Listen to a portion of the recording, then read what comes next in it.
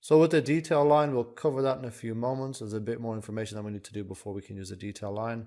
What we're going to do to get started, we're going to go to masking region will be our first tool that we're going to use. So under region, hit the side arrow and there's our masking region. So when we open that up again, because we're creating a boundary, we've got the red X green tick. There's our draw panel, our options bar. And what we're going to do with this masking region is we're simply going to mask out the hatching behind so it doesn't appear. And I can do that using my rectangle tool. So I'm just going to go over the hatching. And as you notice, I'm going above the crop view, but that doesn't matter because if I do go above it, it won't be visible. I'll just move it out to be in line. And same with the other side.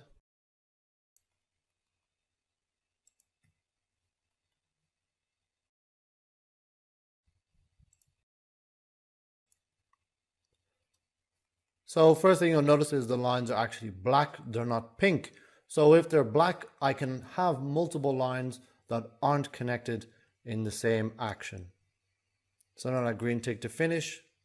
What I've done is I've masked the information behind it.